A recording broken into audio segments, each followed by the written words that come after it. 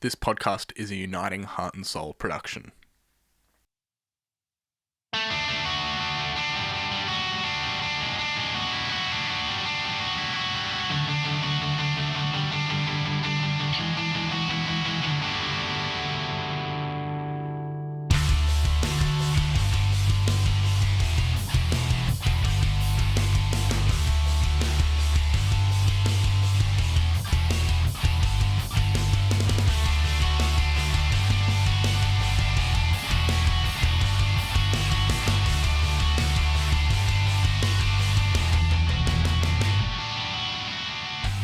Hello and welcome back to the Filthy Hope podcast.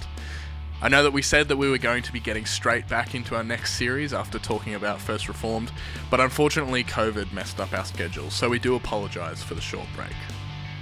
But we are back, and like we said last episode, we're diving into our next season of the podcast called Love, Sex and Jesus, where Ness, myself and the occasional guest are going to be talking about sexuality and intimacy in really honest and frank ways. The goal here isn't to be crude or offensive for the sake of it. We just want to open up communication and have conversations about things that are integral to all of our lives in a way that never really seems to happen in a church context. That being said, we are of course going to be talking about topics that are sexual in nature, so if you think that might be offensive or uncomfortable for you, feel free to skip through those sections. But if that's you, then we actually think you're exactly the sort of person we want to have those discussions with. I do also need to put a strong trigger warning here up front. There are detailed descriptions of childhood sexual abuse in this episode, so please keep that in mind when deciding whether or not to listen to this episode. The usual swearing warning applies too, but if you're still listening to us at this point, then I'm sure that isn't a problem. Do us a favour by doing all the podcasty things, leave a review, a comment, whatever it is you can do on whatever platform you're listening to us on. I don't really know how all that stuff works, to be honest, but I'm told that it helps a lot in getting this podcast out in front of more people, which is exactly what we want. So sit back and enjoy my conversation with Ness about childhood encounters with sexuality and how sex on screen shapes how we view sexuality.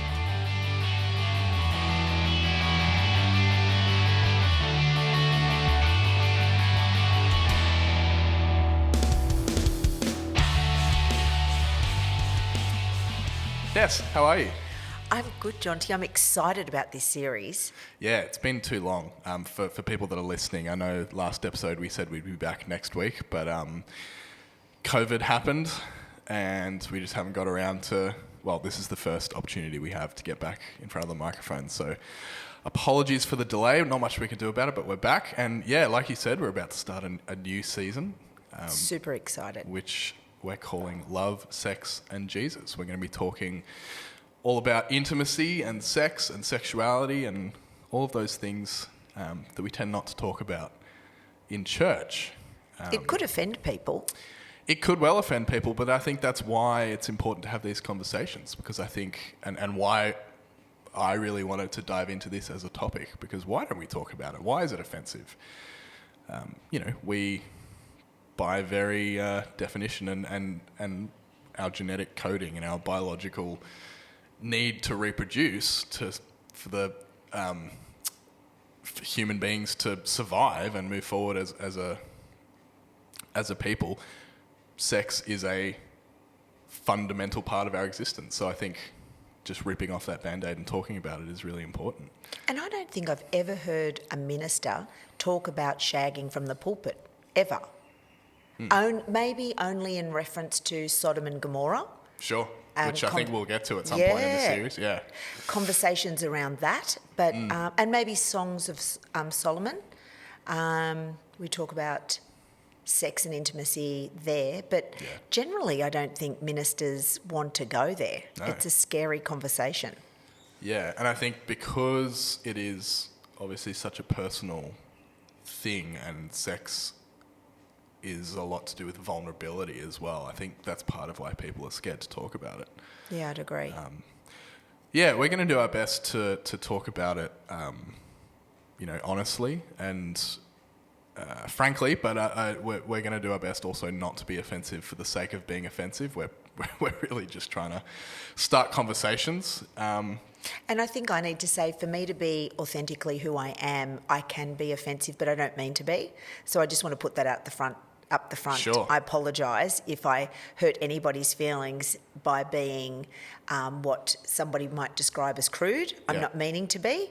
It's just in the need to be radically honest. I will just say it how I say it.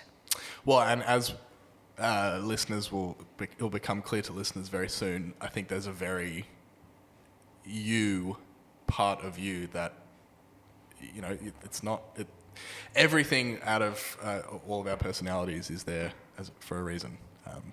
And I've learned, just talking off camera, about your past over the last couple of days, and it's really, really interesting. And I think people will hopefully get a better idea of where you come from as well, and part of where that cultural understanding of what sex is comes from. Definitely. Yeah. That'll help shape the conversation probably too, and people will probably be left feeling, oh, poor girl.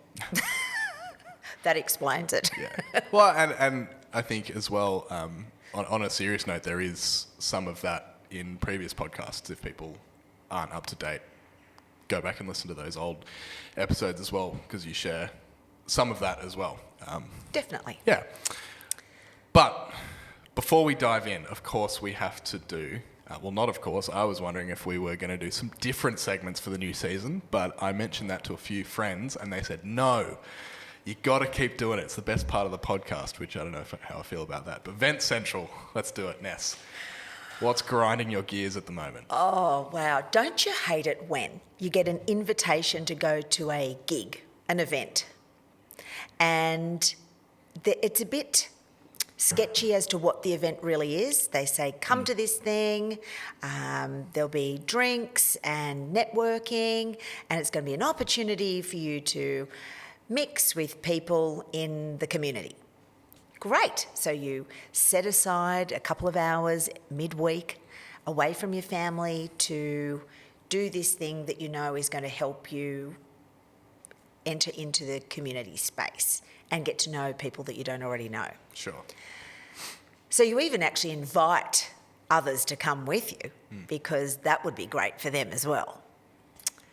And then you turn up to the thing and you sit through the first 40 minutes of the gig watching a PowerPoint, and you realise it's actually not a networking thing, it's actually a sales pitch. And you finally get to the slide where they're saying, and membership will cost $250. And you realise you've just been duped. That shit grinds my gears, brother. Oh, yeah. Because that, my friend, is an hour and a half I'm never getting back in my life. And did you pay the membership fee? Hell no. I was out of there, man. You're out of there, yeah. Totally, but that totally grinds my gears. Oh, yeah. But I should have known there's no such thing as a free lunch, as we say. As they say. No. That's right. That's right. That makes me annoyed just listening to Yeah, that. it's annoying. Yeah. Great. Well, Because I could have been at home watching Stranger Things, just saying. yeah. Well, but actually, yeah. Let's do a real quick gratitude for me right before I do my actual one at the end. Yeah. For people that haven't seen the finale of season 4 of Stranger Things, it's not really a spoiler. It's in the teaser trailer. But Eddie up on top of that bus shredding Metallica. If I didn't have COVID at the time, I would have been shredding myself. But I was sitting quietly, just like headbanging along. It was sick. 14-year-old me inside was like, yeah. Yeah. Well, thanks for sharing. Pleasure. If you're new to this podcast, that is, of course, the segment where we rant and rave about something that's grinding our gears, no matter how unimportant it might seem.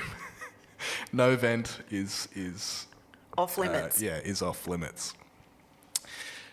We'd love to hear Vent Centrals as well, actually. If something's giving you the shits, hit us up. We'll include it in future episodes.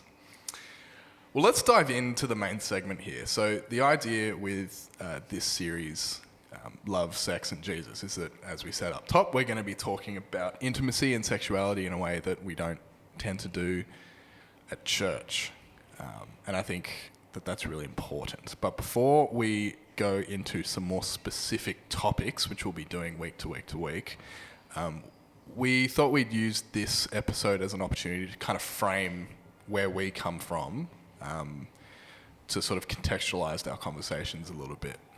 So what I wanted to do is, Ness, I'll ask you, there's a point, probably a number of points in every young person's development as a child where you become aware of what sex is. You may not fully understand it yet, but you may kind of have this understanding, adults are different and that adults do things that are different to what I do in my life. And sex is a part of that. So I wanted to ask, as a young child, what your experience of, or how you first encountered this idea of sexuality and sex, like where did that come from? Okay. I think to contextualise my upbringing, we've got to remember that I was born in 1966. I grew up into the late 60s and early 70s, and sexual promiscuity was at an all-time high because the contraceptive pill had become a thing, and women were getting on board with that. So I think that's important to know. So there was a freedom, I suppose, for people like my parents that had never been experienced quite before, because you could have sex with somebody and not fall pregnant. And I think people will certainly, my experience, were getting that on. I think as a young child, I grew up with my dad.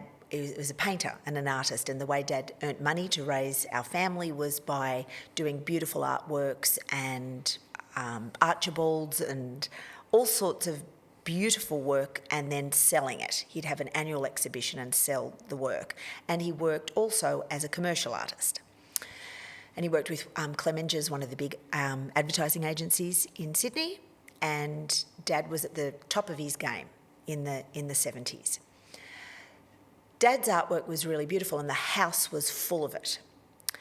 But I thought all homes had artwork all over the walls because that was my experience. And all over the walls in my home were massive nude paintings of my mum in all different positions. There was never any full wide vagina shots, but we had good bush shots and perky boob shots. Tasteful nudes. Pardon? Tasteful nudes. Yeah, tasteful nudes. Like I would call it 1970s Playboy style positioning that would nowadays I would consider that, if we were talking about soft porn, as just being that's just Kim Kardashian on every given day on Insta basically. Sure. So Mum would be reclined back with beautiful drapery over her, and Dad would paint her. And she would pose in Dad's studio, and Zoe and I would be running around the house, and Mum would be having a nude painting done of her. So I just thought that was that's what mothers and fathers did. That was a normal thing. And then I'd get to see the beautiful painting, like it's my mum, that my dad did, and it's on the wall. And it's in the lounge room, and there's one in the dining room, and there's two in the hallway, and there's one in their bedroom. So I didn't attach as a little girl that to anything odd on any level.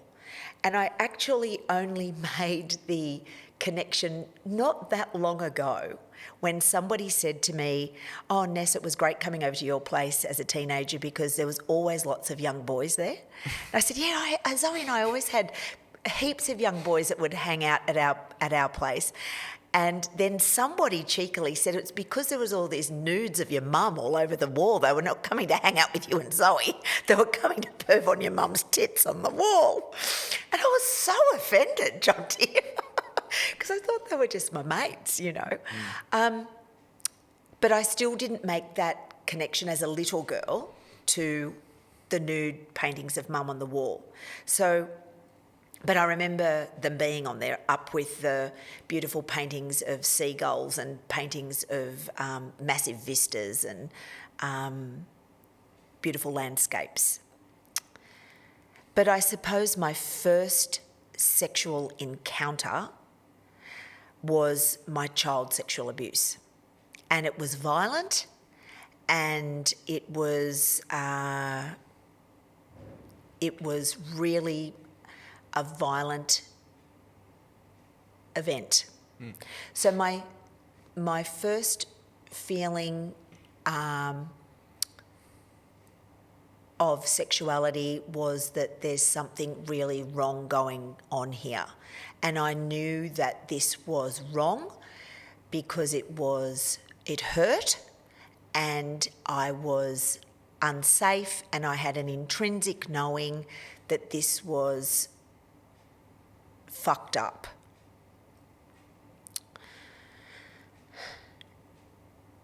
And I think that traumatises you. Of course. Yeah. Yeah. Definitely. So my first sexual experience was as a little kid having a man's penis shoved in my throat. You know, while a woman grabbed my hand, my little hand, and forced it in my vagina. So, not a good day. No.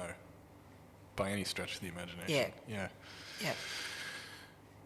Yeah, and I think... Sorry about that. No, you don't have to apologise.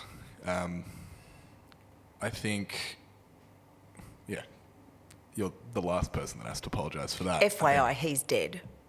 Which, again, see previous episode. Dead ped. Fuck off. You know, people make jokes about a good cat's a flat cat, Yeah. a dead cat. That's what I say about peds. Yeah. Yeah, good ped's a dead ped. But I think something that really interesting that's come up there for me is this, the distinction between nudity Yeah. and sexuality. For a lot of people, they're kind of like the naked body is that first encounter with the quote-unquote sexual. But for you, that's very different. It was just something that was... Yeah. And I remember Dad, nudity was just a thing. Mum would walk around nude, Dad would walk around. I remember Dad's penis ding-donging against his thigh as he ran from the shower to the bedroom. Do you know what I mean? And not thinking anything of it other than that was funny. Just a funny thing. But they never covered themselves up. So I never, as a little kid, thought that there was anything wrong here. I don't ever remember thinking until after I was 7 that there was... I never wanted to cover myself up either until after that. Yeah. And because we'll get into my experience of being a young child very shortly and how different that is, did the church or faith or religion or biblical teaching come into that experience as a child at all? Like, where did that interface with that? Oh, not at all. No, I did not grow up going to church on any level. No, I had a beautiful Christian grandma, but Mum had walked away from the faith, and Dad never was a Christian at that point. So no, I never had that thing going on at all. Yeah. So I didn't know. I had nothing to sit my thinking alongside. Interesting, yeah. We'll pick that thread up again shortly. But something, I don't want to spoil too much of what we're going to talk about, but this idea that there is a single biblical teaching of how sexuality works that is a blanket for everyone is ridiculous. And I think that like your story of growing up and where that comes from and in that that household is testament to that. Like, you can't just throw... Even just the idea that the Bible says one particular thing about sexuality in itself is ridiculous, but then to try and force that on everyone as if it fits for everyone. I'm just hoping that this serves as a really good example of why that's ridiculous. Which I would have loved to see what happened to me if I hadn't been sexually abused, if I'd just grown up in this free love home, and if I was protected and I didn't have the actual abuse story, and it was just mum and dad doing expressions of free love, but I was kept safe. I wonder what that would have actually done to my psyche and my thinking about sexuality and what sex actually is. Yeah. I think that could have been most interesting. If there's families out there that have experienced growing up in the 60s and 70s and they weren't sexually abused, I'd like to hear that, how that played out for them. Yeah, totally. In total contrast, I was born in 98, so I remember nothing of the 90s. Grew up in the early 2000s, really. In a Christian household. Went to church every Sunday morning. Both my parents, I love them dearly. Both Christians, both still active members in our local church. So my experience of what sexuality is was almost entirely coloured by that, in complete contrast to your experience of encountering that for the first time. And I think that it also actually informs a lot of why I want to do this topic for the podcast, because and this is through no fault of anyone, it's really just a cultural thing that I grew up in without any choice in the matter. Sexuality was something that was for a married husband and wife to have children. And other than that, it wasn't really something that you talked about, let alone considered in any other facet. Like, it was strictly for a man and a woman within a marriage. You have sex to have kids, and that's the only reason you would have sex. So why would you think about it otherwise? Which is, in retrospect, I think, I have my experience now as an adult and with sexuality is very healthy, but I think that is not the case for a lot of people who grew up in the same environment as me, because I had to really do a lot of my own reconsidering and recontextualizing what sexuality is within a Christian setting.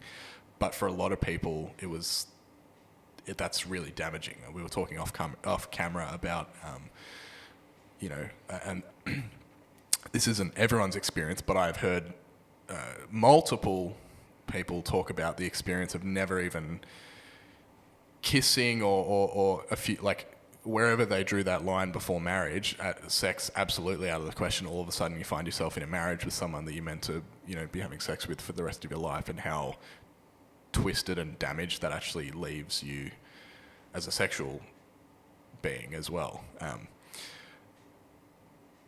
But I think really importantly, and this is going to tag us into the next little part of our discussion, is because sex wasn't something that was ever talked about really, my experience of what sexuality came largely from movies and TV. I remember vividly the first time I saw boobs on screen. Oh my because gosh. It was like this almost... What did you think? I wish I could remember exactly how old I was. I remember the movie.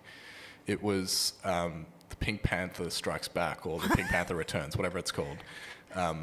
With the Russian spies all trying to kill Peter Sellers, and there's boobs towards the end, and I remember it blowing my mind and thinking, how is this not rated R18? And sexy Russian spies with splits up to their thigh and it's the up. classic sexy Russian spy seduces it's kind of like a Bond cliche, I guess, as well. But I remember that being this almost alien experience of something I hadn't even ever encountered in any setting other than, everyone when they're tiny. Like, I remember showering. I have very, very vague memories of showering with my parents when I was 2, like however old I was. But other than that, like nudity and sexuality was big no. Did you ever see them in the nude? I think I probably did. I don't have memories of it, but like I do have memories of showering with my parents, so I probably did, but it wasn't ever something as soon as I was sort of old enough to have really formative memories. So I think this idea that sexuality and intimacy is something that we don't talk about in the church wasn't harmful for me, but I know has been for other people. And I think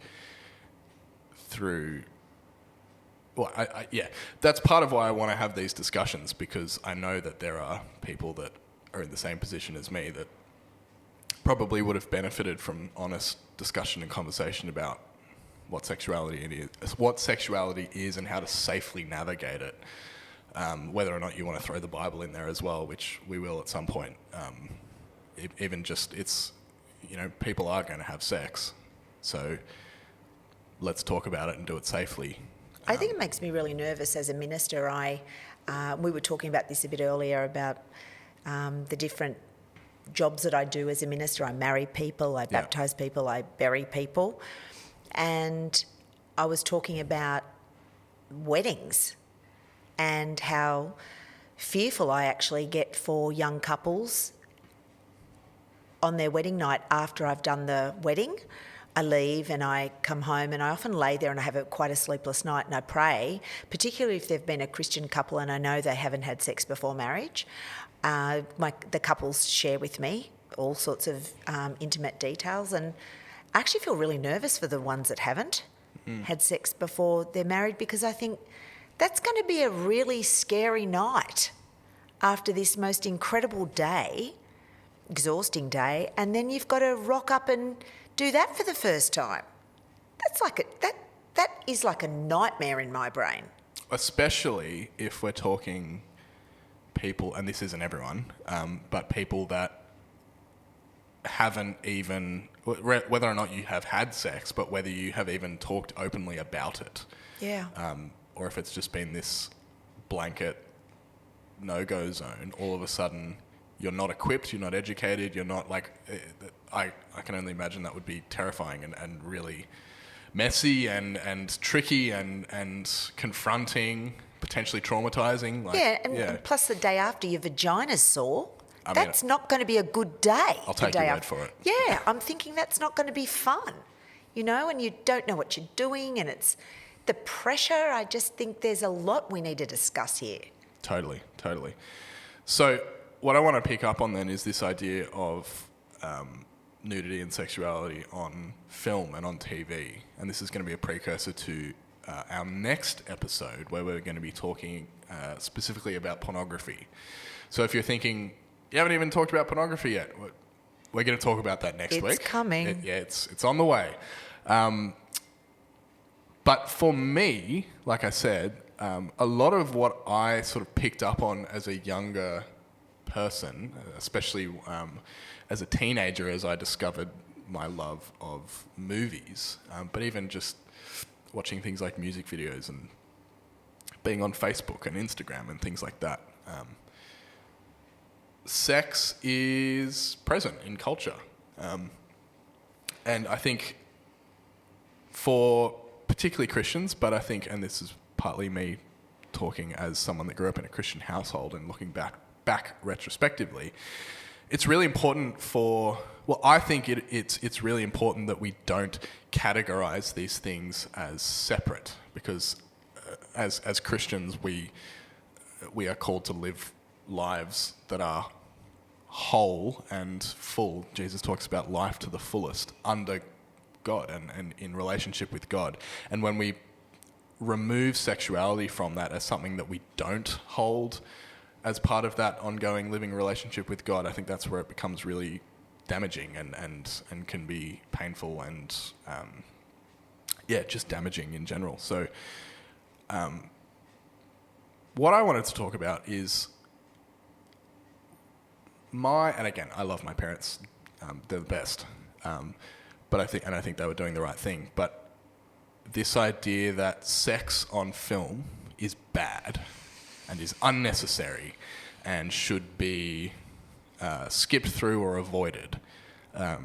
Obviously, the discussion about age appropriateness is another thing. We're not obviously, if we're not going to show raunchy MA-15 rated movies to kids, that's not what we're talking about. But what I want to talk about is this idea that there is being open to the idea that on film and in television and on our screens, there are depictions of good sex and depictions of bad sex, and there are depictions of sex that are self-aware enough to know which is which. Yeah. And I actually want to suggest that for me, I really, really value now, in retrospect, some of those experiences I have watching films where I can look back and go, okay, when I watched that for the first time, I knew through the film that this was bad, that this wasn't good. And vice versa, there are experiences of watching films that had not even necessarily sex scenes, but just scenes of intimacy that were, okay, this is being depicted as good and healthy. Yep. Yeah. So do you have any thoughts on this? Like, my gosh, Bridgerton. Who doesn't love Bridgerton? I mean, it is beautiful. And I think it's couched in this is fairly healthy sexual imagery. I can't think of any aggro. There might have been one gropey aggro scene I can remember by two of the leads in a garden setting, but it was passion and it was consensual. But that is just two people loving each other when you see those main characters. And you get some nice side body shots, and it's, lifting up the pretty frock, and you see her lovely leg and her stocking and bit of boob and his hot muscles, and they're just totally into each other and loving each other passionately. And they had sex before they got married, and they ended up married. Many of you know the story, but it's really beautiful to watch because it's happy. You're watching people love each other. They're not fighting with each other. It's tender. It's caring. It's nurturing. Then you see them holding each other and caressing each other. What's there not to like about that? I'll have to, I confess I have not seen any Bridgerton. I will say though, part of the reason is every time I finish a film on Netflix and then as soon as the credits start rolling, it adds for fucking Bridgerton again. I'm like, dude, just let me. It's a sign. Give me like 2 seconds of credits before you even start throwing the next thing in my face. But maybe I'll have to give it a watch. You need to. I know Okay. my partner watches so there's it, that beautiful happiness of what I would describe Bridgerton as being, but compared to Game of Thrones. I was going to bring that up as well. And that scene that we discussed. Yeah, so this might be... People that know me know that I'm a big Game of Thrones fan. I actually really like the show and came to the show as a book fan as well. And I think the books and the show is a really interesting case study in exactly what we're talking about on-screen depictions of intimacy and sexuality. And I think... in contrast to the books, and people might get annoyed at me for saying this, but I do think that elements of Game of Thrones, particularly in some of the earlier seasons, are bad depictions of sexuality for a few reasons. But what I also want to say is that doesn't mean that we shouldn't watch it. Obviously, person to person, it's down to your own discretion. But I think knowing that you are watching a bad depiction of sexuality and why it is bad, I think has value, almost in like watching someone make a mistake and going, great, I won't make that mistake myself. But I do think there are elements in that show. I think it was around season 2, there was a term that was coined by some publication to describe some of those scenes, which were, on HBO you can get away with showing anything, which is part of why creatives go to HBO, because they're given complete freedom, which is great. But this idea, I think they called it sex position, as in exposition, but with sex. And what they're describing are scenes of exposition, of important information dump, but to keep your attention during the the scene that is perceived by whoever makes these decisions to be quote unquote boring to keep your attention. You just throw a pair of tits in there. Yeah. And there are a good number of these scenes in those earlier seasons in particular.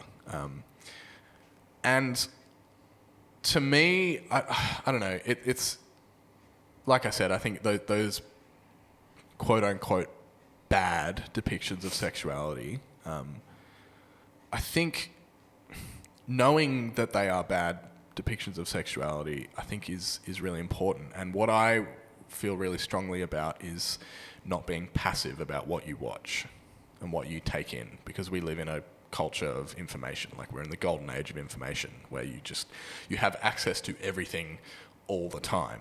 And it's super easy just to become like a sponge that just sucks everything up and takes it on.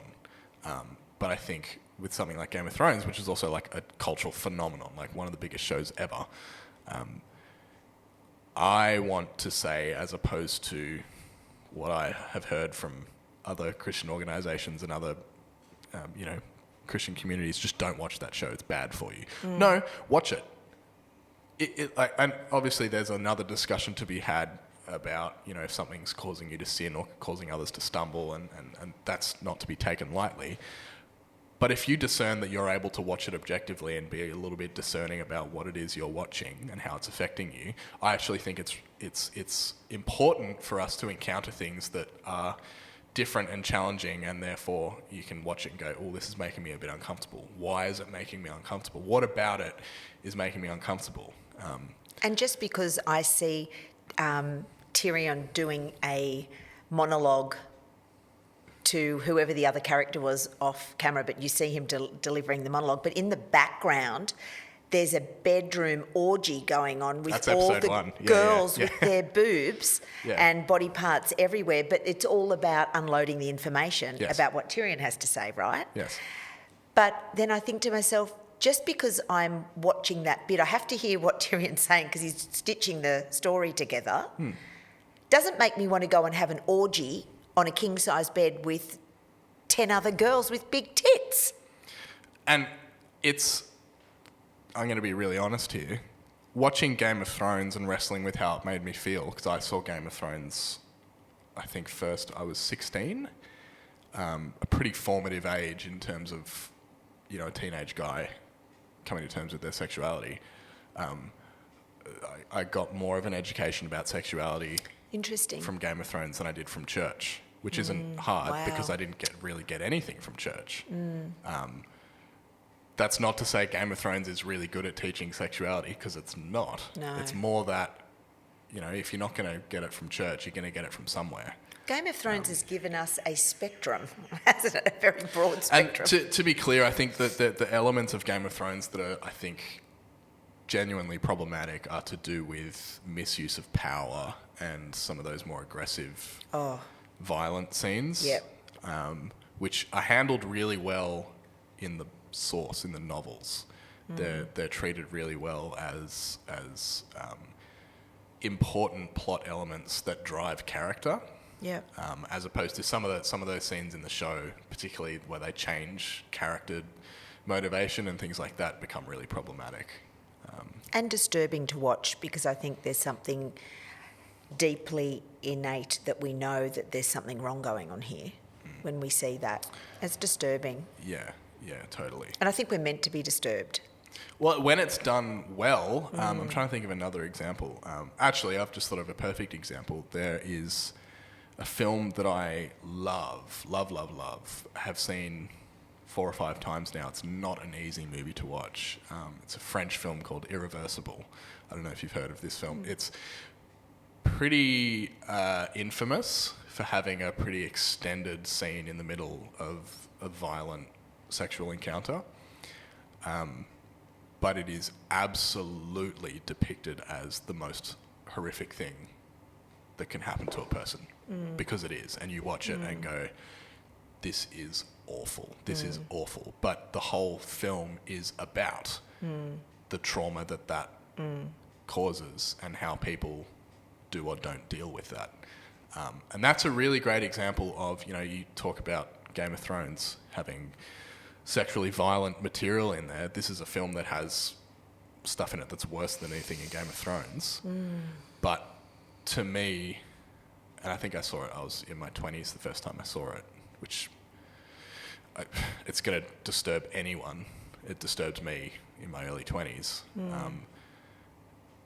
I watched that film every year or two because to me it's a really, really visceral reminder and a really good, I hate using that word good in relation to Irreversible, but it depicts really, really viscerally something that you really do need to take seriously in a way that stays with you. I think of it as very similar to Requiem for a Dream, which is a film about drugs, and you leave that film just feeling awful, and you go, yep, drugs will ruin your life. Yeah, wow. Yep. It leaves you feeling a similar sort of way. So something that you may not have heard from a Christian before necessarily, but like, you know, that's a hard R-rated film that has some really tough material, but I think is worth watching more so than half the quote-unquote Christian movies that come out that are honestly awful. Yep. Yeah, so I think, I don't know, I think it's a really important conversation to have, particularly, I mean, if you're listening as a parent or listening as a teenager or listening as a young adult or wherever you are in your sort of like walk in life, whether or not you are engaging in faith in any meaningful way or not, that's like not really part of it for us. We just want to talk about sexuality in a way that's healthy and life-giving, regardless of whether or not you follow Jesus, because it's a huge part of our lives. Without it, none of us are here, literally. So, yep. Yeah. I'm really looking forward to having Julie Ryan, our psychologist, come on board and talk about porn and the effects on the brain. And that's going to be a super revealing discussion, I feel. Yes. And then I want to share about experience of teenagers and porn and what's happening to them. Yeah, and Christian kids experiencing this. Even talk about like people in ministry, in healthy marriages, like pornography's rampant. Like I think even people that well, first of all, people that say, oh no, I don't watch porn. It's like, okay, sure, I don't believe you. But also this idea that porn is a small fragment of culture and something that's fringe is just so misinformed. Like even just the fact that the vast majority of the internet is pornography. It's really important to talk about. But I don't want to get too far ahead of ourselves. Can I share one story and you can cut it if you need to cut it, okay? Let's go. Let's do it. I have issues with my language. At times I get really passionate and I say words that offend people, and I don't mean to offend people because I grew up with, four-letter words were joining words like and, but, and thee. So I always say to people, particularly non-Australians, that they the word fuck for me, and this is a lot to do with me growing up at a public Australian high school, but also just the communities and the cultures that I'm a part of in Australia. The word fuck is just a warning that there's a noun on the way. Yeah, you've said that. Yeah. I don't think it doesn't even hit my radar. I don't get offended by it, and it just rolls off my tongue like and, but, and thee. And we're going to do an episode because we've actually had correspondences over the last few weeks. People get very upset about our use of language, and we hear you. We're going to talk about it. Yeah, and I apologise that I've offended you in any way, and it's a really tough thing for me. It's poor habit, and it's probably most Christians would say you can be better than that, Vanessa. But then I always question, why? Maybe you should just be less offended. I don't know. But I was having issues at this church that I really loved. and I was on the worship team, and I was never using bad language on the platform at any point. I was singing beautiful, Shout to the Lord and all the lovely songs of the day. But the lead minister took issue with me because I was just brutally honest all the time, and I didn't pretend to be anything that I was not, and I just was authentic all the time. So occasionally if shit or bum or fuck came out of my mouth, so be it. Anyway, he came over to my house with his Bible and his post-it notes, and he brought the worship team in and thought he'd just chastise me with poor behaviour and I need to step off the platform. And I was moved up to the sound desk as punishment. Well, you can just say fuck into the foldback monitors for the worship team. Sorry for the sound techs listening. So I was relegated up the back. Anyway, it was fine. I learnt a lot up there. It was quite interesting. Anyway, until I, got my shit together, basically. Anyway, I had a large conversation with him and rang him and told him that I was really disappointed, that I felt like I was being punished. And I said to him this very sentence: how dare you criticise me saying shit or fuck when half your congregation are men out there in the congregation, and when they get home from church on Sunday, how do you know that they're not pulling themselves to porn? He said to me, don't you dare use that language with me. And I thought I must have used some big expletive, and I was quickly searching in my mind to think, what word did I drop? Boy, I've really gone over the line here. Yeah. And I said, what word? And he said, pornography. And I thought... a filthy swear word. I'm a filthy bitch, aren't I? Anyway, do you know the irony of that, Jonty? I pressed a button that day and I didn't even realise it. That minister is no longer a minister. And guess what was found on his church computers? Of course. Oh, the big P word, baby. Which just goes to illustrate exactly what we've been talking about. When you don't have open communication about it, and you separate those parts of your life from the totality of living a full life under Christ, that's how shit like that happens. Yep, such a shame. Yeah. And almost the worst part of that is I'm not surprised. Yeah, breaks my heart. Yeah. So, next week, we're just going to talk about it. The big P. We're going to talk about, ready to bleep out this swear word, we're going to talk about porn. Not penis?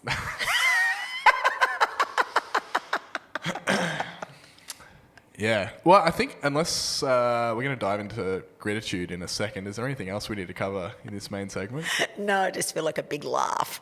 Yeah, well, we'll pick up on everything next week when we continue this conversation, which I'm really looking forward to. Yeah.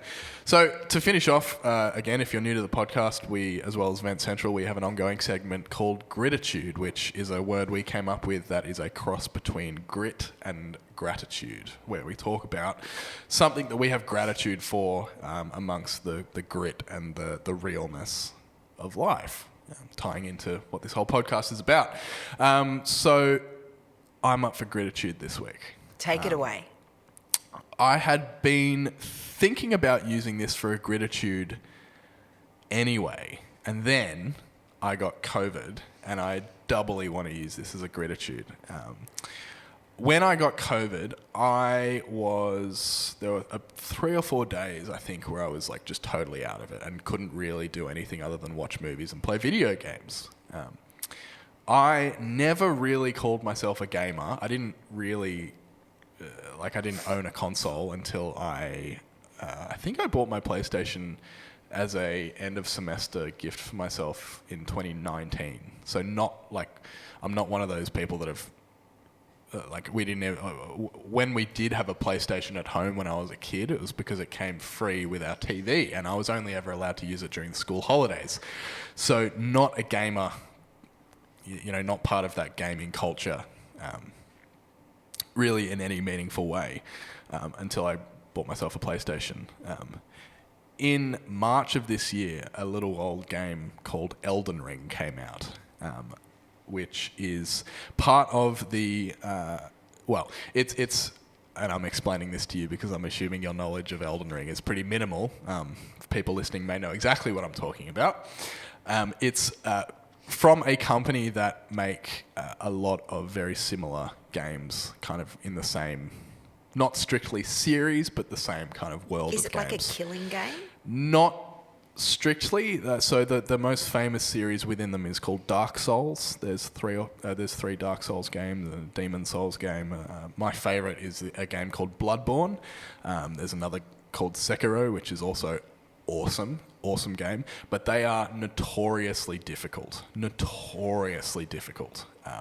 Elden Ring is the newest one, and it was, we just talked about Game of Thrones, was worked on by George Martin, who wrote the Thrones novels, The Song of Ice and Fire. He did a lot of the world building for this new game, and it is massive. It is a huge game, whereas the previous ones, the FromSoft games, are very linear. This is an open world fantasy game. It's just the amount of content and the map is massive. I have sunk so much time into this game. During COVID?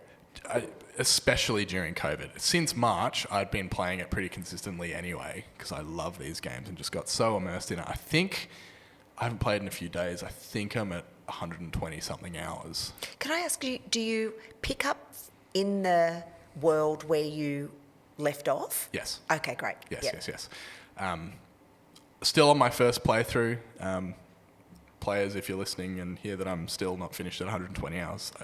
Like I said, I'm not by any means good at any of these games. I just really love playing them. But specifically through COVID, I couldn't do anything other than just sit on the couch and veg out. And I played Elden Ring for a few days straight. And I think I lost count at about 50 or 60 attempts. Could not get past this bastard of a boss called the Fire Giant. Again, if you know the game, you'll know exactly who I'm talking about. Absolute fucking nightmare to get past. And the reason I bring this up as a Grititude thing is because I have, for a long time, had lots of issues with sleep. Sleep has always been something that I have a love-hate relationship with. When I am asleep, good luck waking me up, but getting to sleep has always been an issue. I've found over the last few years of having a PlayStation, a couple of hours in front of the PlayStation gets me right in the right headspace to go to sleep.